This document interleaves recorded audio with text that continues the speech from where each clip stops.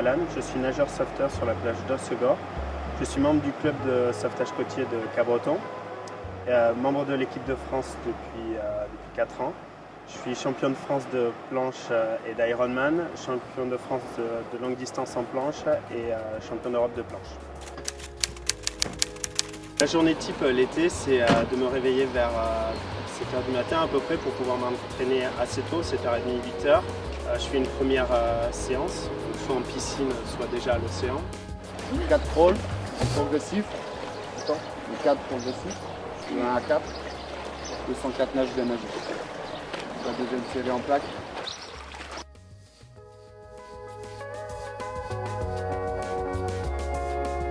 Ouais, et hop!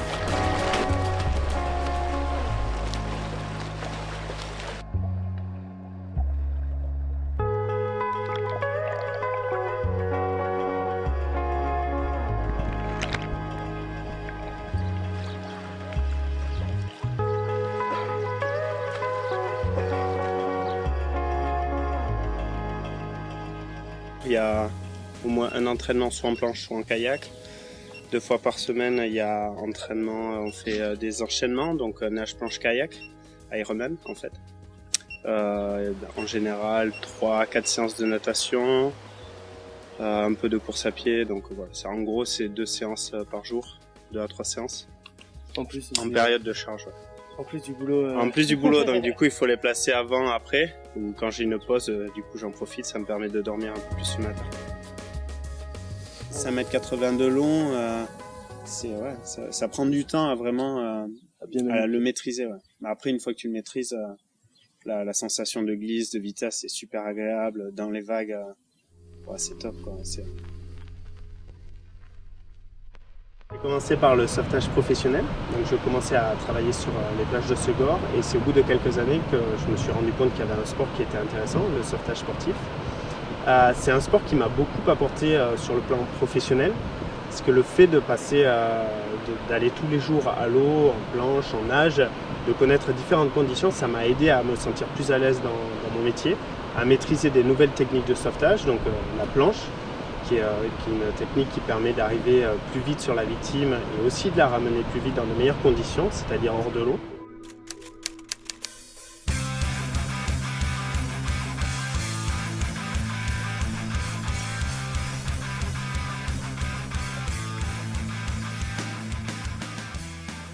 C'est un métier qui est exigeant, ça nécessite de l'entraînement, ça nécessite de l'entraînement dans les vagues, dans l'océan, apprendre les bonnes techniques de sauvetage. Ça nécessite aussi de prendre de l'expérience en matière de secourisme, parce qu'on peut avoir à intervenir sur des malaises, sur ce qu'on appelle de la bobologie.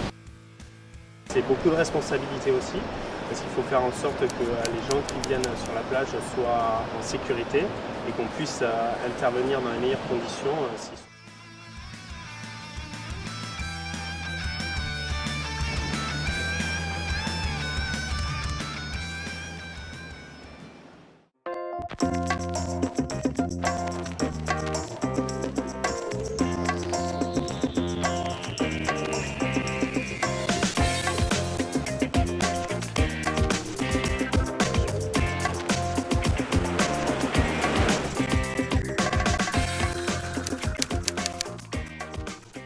En général, les pics d'affluence sont à la mi-journée à partir de 2-3 heures de l'après-midi. Donc c'est là où on a le plus de monde sur la plage. Donc forcément, comme il y a une grosse densité sur la plage, c'est là qu'on risque de rencontrer le plus de problèmes. Et c'est là où il faut être le plus vigilant.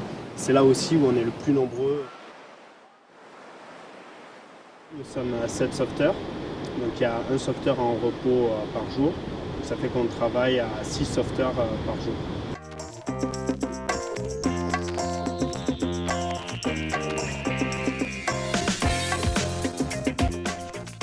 C'est pas d'allergie. Un peu moins mal, tu me le dis. On arrêtera l'eau chaude et tu ramènes le pied dans l'eau froide. Allez, c'est parti. Voyons ça si tu arrives à bien marcher. Sur ma plage, il y a beaucoup de locaux et de gens qui reviennent d'année en année. Donc il y a une relation de confiance qui s'est créée un peu entre eux et nous. Et le deal, c'est qu'on essaie de les mettre dans les meilleures conditions. Donc on essaie de rechercher la zone de notre plage qui va être la moins dangereuse pour la baignade, pour leur assurer voilà, les meilleures conditions pour se baigner. Et on va essayer aussi de leur expliquer quels sont les dangers de l'océan, quels sont les dangers propres à notre plage, pour qu'ils se mettent le moins possible en situation de danger. C'est ce qu'on appelle la prévention.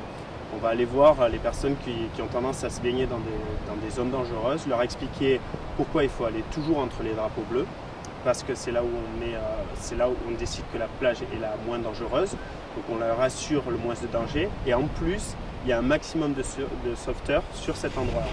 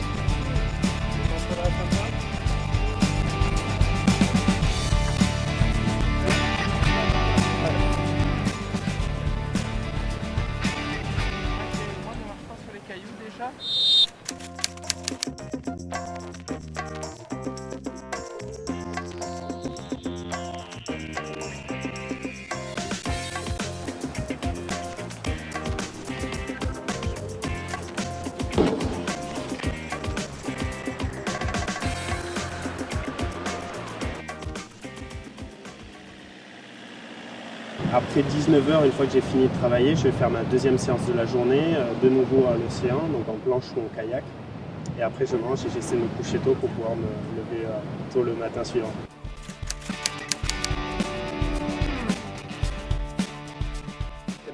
C'est pas une séance qui doit être très longue. Comment travailler en technique, c'est plus de la qualité que de la quantité. Et sinon on ramait quasiment tous les jours. Alors l'hiver c'est compliqué parce qu'avec le froid ça te prend beaucoup d'énergie et tu mets plus de temps à récupérer. Après l'avantage que j'ai c'est aller m'entraîner en Australie ou en Nouvelle-Zélande, donc là forcément il n'y a pas d'hiver et c'est plus facile de s'entraîner par des temps comme ça où l'eau est chaude. Mes spécialités en fait en côtier c'est plutôt planche, kayak, Ironman. C'est là où je fais mes meilleurs résultats. C'est quand même plus spectaculaire, c'est aussi le cœur du métier. Plus spectaculaire, oui, évidemment. Plus intéressant parce que tout peut arriver. Tu peux avoir de la chance, de la malchance. Tu peux voir des kayaks, des planches volées. Tu peux voir des super passages, des gens qui sont ultra doués dans les vagues. C'est ça qui rend notre sport intéressant. C'est un sport qui nécessite beaucoup d'expérience, beaucoup de pratique. Parce qu'il n'y a jamais deux vagues similaires, le vent est toujours différent. Donc il faut pouvoir s'adapter, donc il faut avoir beaucoup ramé, dans différentes conditions. C'est pour ça qu'il faut aller à l'eau tous les jours. Et les chances de médaille, c'est l'objectif pour les prochains mondiaux. Après le niveau il est vraiment très élevé en côtier. Il y a une grosse différence de niveau entre les nations du Sud, donc l'Australie, la Nouvelle-Zélande et l'Afrique du Sud. Et nous on est un petit peu derrière. Après, d'année en année, on rattrape un petit peu le retard. Donc là, on se rapproche un petit peu et en plus, ça sera à la maison, donc ça va jouer aussi. C'est peut-être le supplément qui va faire qu'on va se rapprocher du podium et pourquoi pas le faire.